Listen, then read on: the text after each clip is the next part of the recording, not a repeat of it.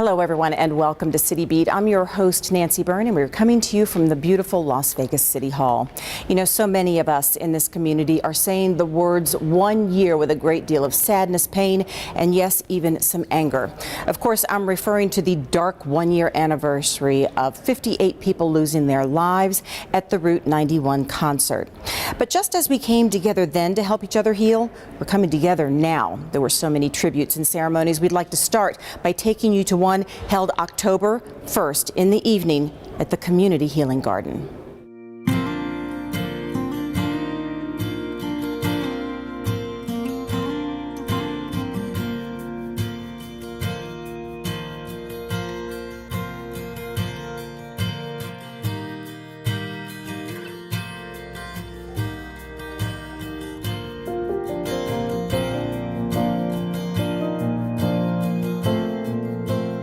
Before the ceremony, before the sunset, the Community Healing Garden was already filled with people who came to see some of the more permanent additions.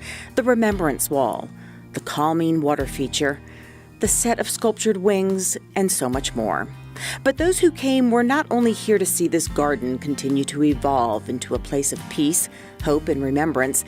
They were here to feel the peace, hope, and to remember.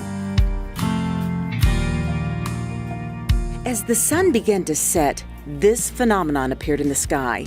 Instead of rain, as expected, this unexpected sight, which many, including our Mayor Carolyn Goodman, took as a sign that we're not alone in our healing, and we must honor those 58 lives lost by living our lives with meaning. Tonight is giving thanks to a higher power.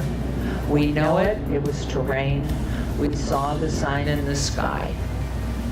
We're a blessed community, and each one of you who has another day in life, whether it was from 1 October or from this day moving forward, be thankful and make it meaningful. City Attorney Brad Jerbick emceed the ceremony. One of his own friends and city co-workers, Cameron Robinson, was killed at the Route 91 concert shooting. He echoed our mayor's feelings. The only way evil wins if we let it destroy us. Let us agree tonight and forever and never let evil win or break us. Let the 58 souls whose names appear in the beautiful wall behind me, let's honor them by not just surviving, but by devoting our lives to making this a better world. Brad was instrumental in helping this garden come to fruition. Throughout the ceremony marking the 1 year anniversary and the rededication of the wall, many spoke of the community effort that went into creating this garden. It went up in less than a week, right after the October 1st shooting, thanks to thousands of hands working together, hands searching for a way to heal and support the living while honoring those we lost. It came from the heart and soul of our people, who then found they could begin to breathe again and feel part of something permanent, something resilient, even broaching on ethereal. It's about earth and trees and plants and living and life and surviving into years to come, far beyond any of our years. The man behind the concept of this healing place spoke of his need to do something after the shooting. He decided to donate his time and talent as a landscaper, and when the city donated the land, he and his business partner, Daniel Perez, began their work, and the community simply showed up. People from across the city, from across the country, and the world came together on this empty piece of desert to plant the Las Vegas Community Healing Garden. Instead of retreating into fear, we as a community stepped forward. Together we planted a garden, not only of trees and flowers, but we planted a garden of love, hope, and compassion. Among the many present for this ceremony, former Congresswoman Gabby Giffords, no stranger to the struggles of healing from a senseless act. She and her husband, Mark Kelly, felt the need to be here. You might recall she was shot along with 18 others in 2011 at a constituent meeting in Arizona. 6 people died. Because we feel a connection with all of you in this community because of what happened to Gabby and her constituents and the people that were there at that Safeway store on January 8th of 2011. So thank you for the invitation, and it's great for Gabby and I to be here.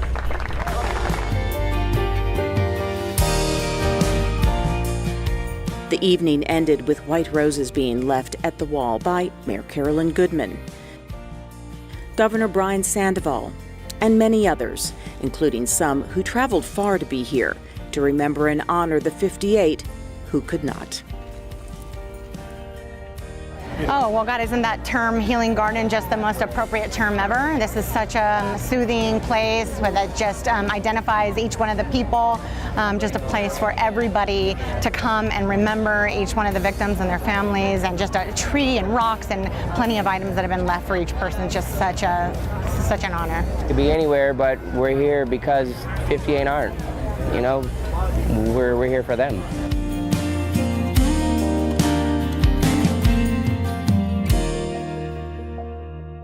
Shortly after 10 o'clock that very same night at the Healing Garden, Mayor Carolyn Goodman and Communications Director for the city, David Riggleman, held a quiet, solemn remembrance, reading off the 58 names of people who were taken from this life way too soon.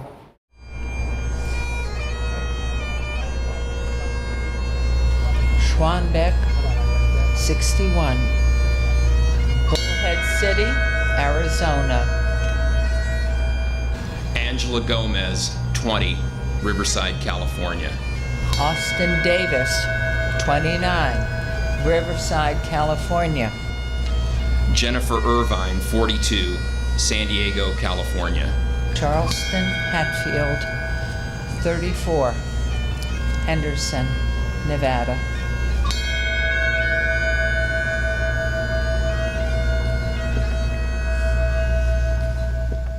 The horrific images from that night show police, firefighters, paramedics, emergency room staff all stepping right into the front lines to help people get to safety. But what you didn't see are some of the people who are a little bit more behind the scenes. They were honored here at City Hall.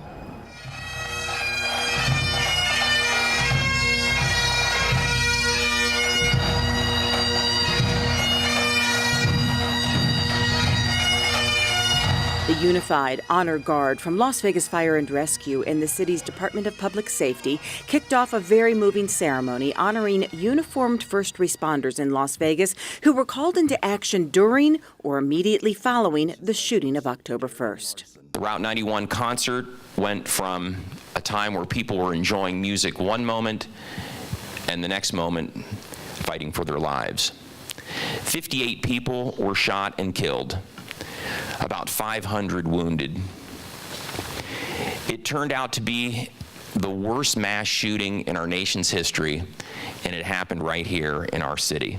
It was a pinning ceremony that shined a light on those who often work in the shadows, behind the scenes during an emergency, such as the communications specialist who manned the chaotic call center, answering frantic calls, the court marshals who were called to the coroner's office, charged with the daunting task of accepting and protecting the bodies of the victims, and our city marshals who served in so many ways in coordination with police and fire. Today and every day we shall be defined with everlasting gratitude. With everlasting gratitude, I look at you and it is so humbling. I'm honored to be able to be a part of this recognition for all of you. Thank you so much for your bravery and your courage. Fire Chief Willie McDonald started the pinning ceremony by recognizing those in the call center who took calls from the public, some reporting the shootings, others crying for help to escape, and the firefighter paramedics who responded to the scene or wherever they were needed to provide medical assistance. Next was the Department of Public Safety Chief Michelle Freeman. I feel privileged to be able to serve and stand by your sides. They were tasked with something extremely difficult, and I am so proud to work with this group of men and women. Chief Judge of Las Vegas Municipal Court Cynthia Lee Young wrapped things up by honoring our court marshals. Well, almost wrapped things up, almost lost in the shuffle, was this Las Vegas Fire and Rescue member who was on the front lines October 1st. Meet Alex Turner. Thank you, Alex. Thank you. Congratulations. As he stepped up to shake hands, he handed everyone an amazing story. Holy cow. Could you repeat that, please?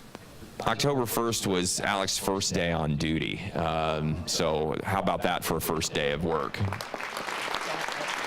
Some very new to the job, some veterans of first response, all heroes. That concludes our ceremony. Thank you so much. Channel 2 producer Sue Levitt and editor Jesse Harville prepared a video for that ceremony, and we would like to share that with you now. A flashing coming up from about a third of the way up. We have multiple victims shot.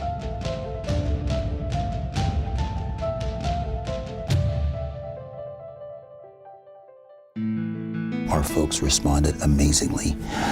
They, without fear, great commitment and dedication to saving lives, and how well they worked alongside of all of our partners. It was just amazing. I am so proud of their actions and their willingness to engage in all of the things that they did, from making sure that people were away to safety to making sure that people got the best medical care they possibly could get. I could not be more proud and appreciative, and I know our community is grateful. We will always be caring. We will always be full of love. If there is hatred, it will not be tolerated in this community. Our marshals were immediately ready. They were wanting to go out that moment as soon as they heard. And then later on the following morning is when they got the call for assistance. All of Municipal Court is very proud of them.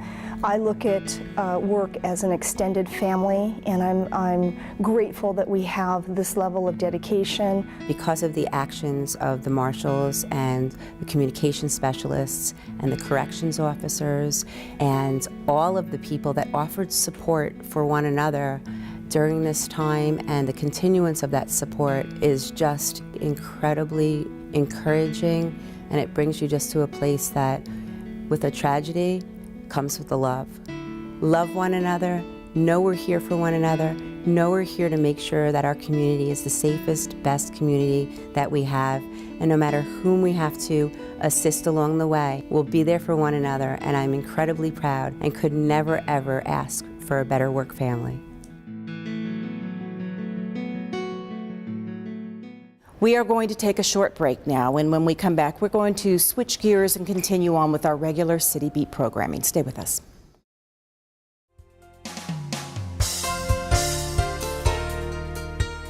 Congratulations to the City of Las Vegas Employee of the Month, Michael Brown, from our Public Works Department. Michael, an architectural designer, is the definition of a responsible and conscientious employee, always going above and beyond to ensure that projects are completed in a timely fashion. Recently, Michael headed up the design process for a new Fire Station 3. Station 3 originally was built in 1980 and is one of the busiest stations in the city, with more than 7,000 emergency responses a year. Michael worked through his weekends to ensure this project met a series of critical deadlines and will be built on time and on budget. The new station will cost $10 million and is scheduled to be completed in December of 2019. Congratulations to Michael Brown, the City of Las Vegas Employee of the Month.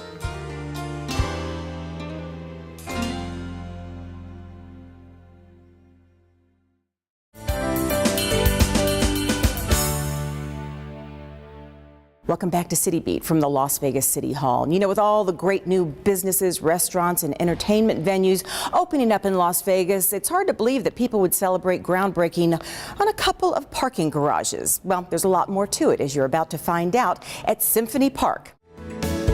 Symphony Park is considered the jewel of downtown Las Vegas by many in the world of economic development, with the Smith Center for the Performing Arts, Lead Discovery Children's Museum, World Market Center, Cleveland Clinic, Lou Ruvo Center for Brain Health, and Las Vegas Premium Outlets North, all within a few walkable square miles. It is ground zero for even more exciting development. So what better catalyst for growth than convenient parking? and a lot of it. The scream of the entire city is garage, garage, garage. Well, today, it's Garage Day in the city. On September 17th, the groundbreaking celebration was held for not one, but 2 new 4-level parking garages right here in Symphony Park. Mayor Carolyn Goodman told the crowd now that we are moving out of the recession, it's time to move forward on a new development era in Symphony Park. With the World Market Center moving forward with a new convention piece, Expo Convention Center, 2 residential complexes set to begin construction on Symphony Park this coming year of 2019. Downtown truly is lighting up. And she pointed out even the area surrounding Symphony Park is lighting up. Derek Stevens, as you all know, on Fremont Street has plans, big ones, as does the downtown Grand. We have that fabulous new, totally rebuilt LED FSE canopy. And our phones are ringing off the hook of those coming in from around the world who want to see what's going on in the city of Las Vegas. Where the group was holding the ceremony is where the first garage will go up, Parcel B. It will have nearly 700 parking spots and more than 23,000 square feet of ground floor retail.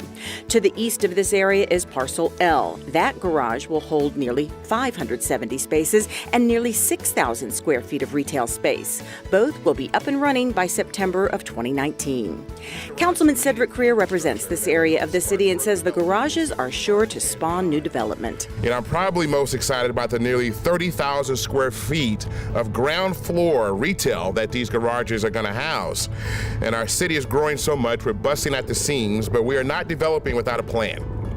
We want walkable streets with restaurants, shops, bars, and places for our residents and visitors to enjoy themselves. And aside from the construction jobs that have been created through this $33 million project, the expected retail and entertainment resulting from the garages will continue to provide jobs. In Ward 5, that unemployment is at 15%.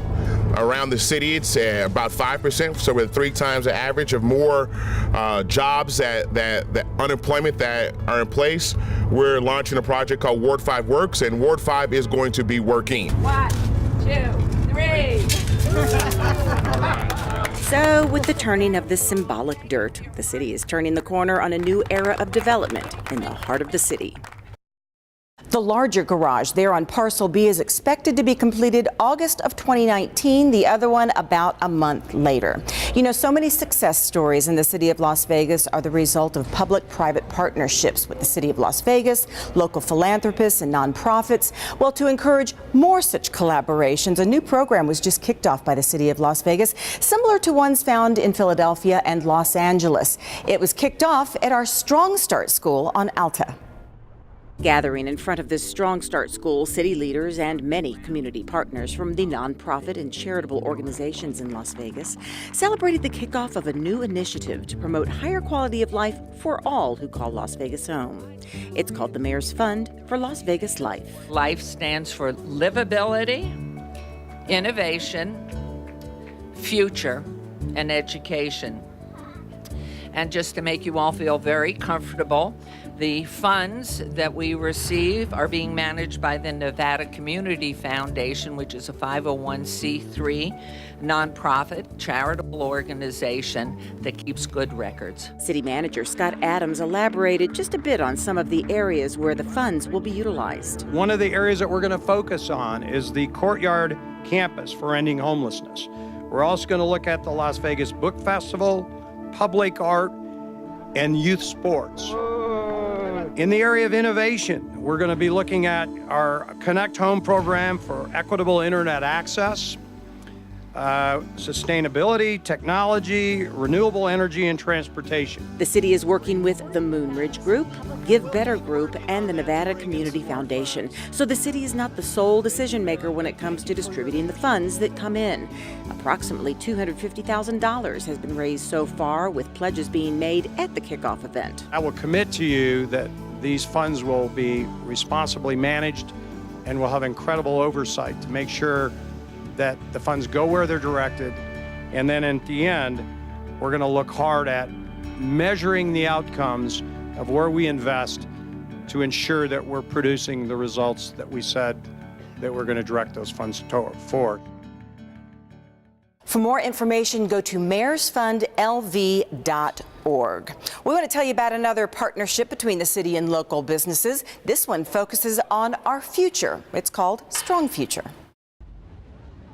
Shania Espy spent her summer off from high school here at the pool at the Rio Hotel and Casino. But she wasn't here lounging and swimming. She was attending to pool guests as they entered the pool area and keeping them safe as they cooled off in the water. So it's just been really awesome being able to be here and just learn all these new great skills, time management especially, and just being able to bond and learn these great skills inside the workforce. She's here as part of the City of Las Vegas Strong Future program, managed by the Department of Youth Development and Social Innovation. It's an employment program where youth participate in a 4-week training in soft skills with the goal of finding employment. A lot of times they don't get those particular experiences where they learn how to prepare a resume, where they learn how to do different interviewing techniques. You know, nowadays there is the panel interview, there's the over-the-phone interview. Sheena Judy Mitchell says after that 4 weeks of training, they are placed out in the real world with one of the program's community partners, like Caesars Entertainment, where Shania worked for the summer. So we want them to be prepared to enter into the job, but a part of that is also building those relationships with the outside employers that will employ them and let them have the hard skills, the actual hands-on experience that they can potentially take further in life with them. It'll improve their, job and socioeconomic prospects going forward. The city program also helps with some certifications, like in Shania's case, getting her CPR certified, something that can be expensive for a teen. So I'm CPR certified. That certification means a lot with going on my resume and just going in the future knowing that I did have this experience and being able to say that I was a lifeguard and that I particularly saved lives is a really big thing for me. It's something minor, but to another job, it's something really big, as in I was a first responder in a casino. So it's clear the students take away strong skills and experiences from Strong Future. But what do the organizations and companies that step up to the program and hire them get out of it? Well, they get a youth that is trained and ready to go. I know we've gotten a lot of compliments on the kiddos that we send. You always run the risk sometimes when you vet people of them not showing up to work or not being willing to fulfill the duties that are required. But these kids are very excited and they're ready to go. Shania's supervisor wholeheartedly agrees. Having Shania work for us was an absolute joy. She was one of our best and most hard-working workers. She was always on time to stand, never hesitated to take charge and be a leader among her peers.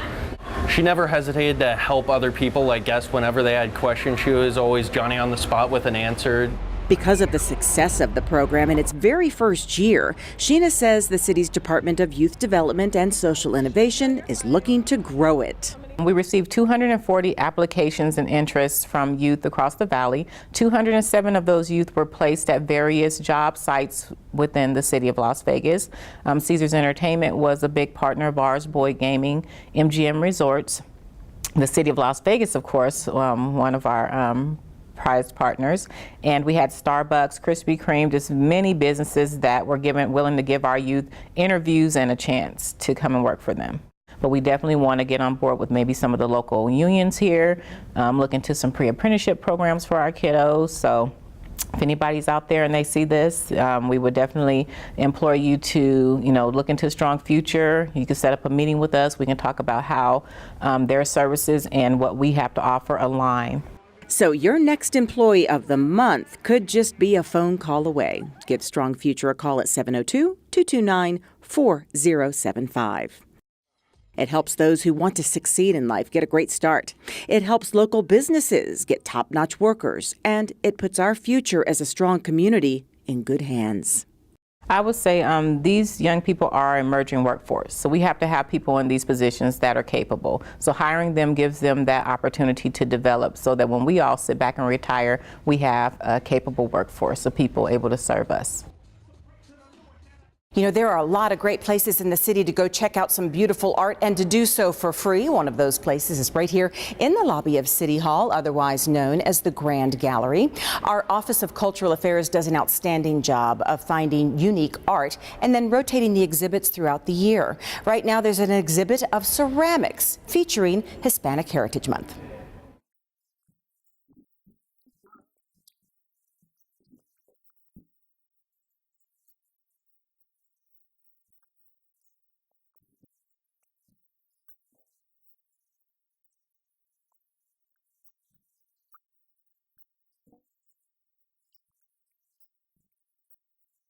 A walk through the City Hall Grand Gallery takes you through this series of beautiful and haunting sculptures created by Brisa Arana.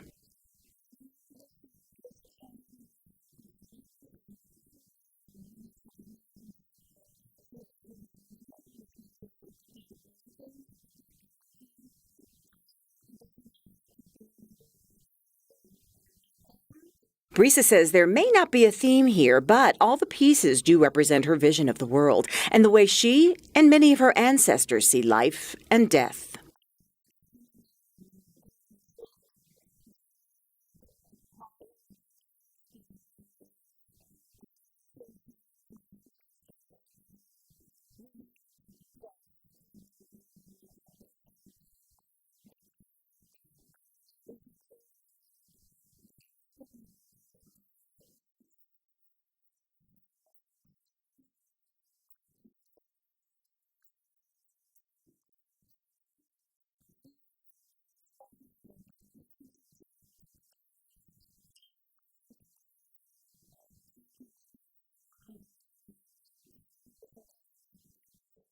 You can see it in many of the pieces, including an urn she created that she says may someday be used by someone in her family. And this piece, which she says takes the fear out of dying and replaces it with a feeling of peace.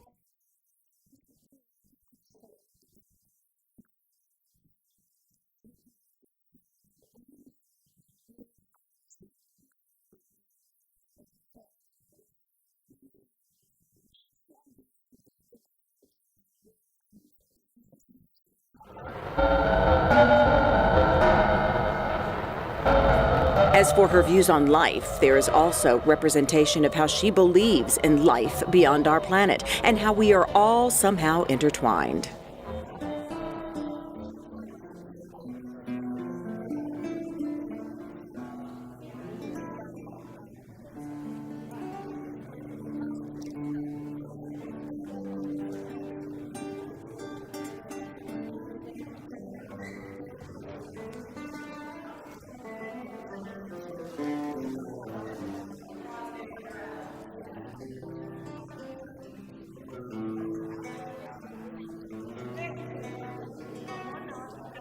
The exhibit was intended to grace our lobby starting September 6th in honor of Hispanic Heritage Month. Brisa says she is honored to be chosen as the featured artist.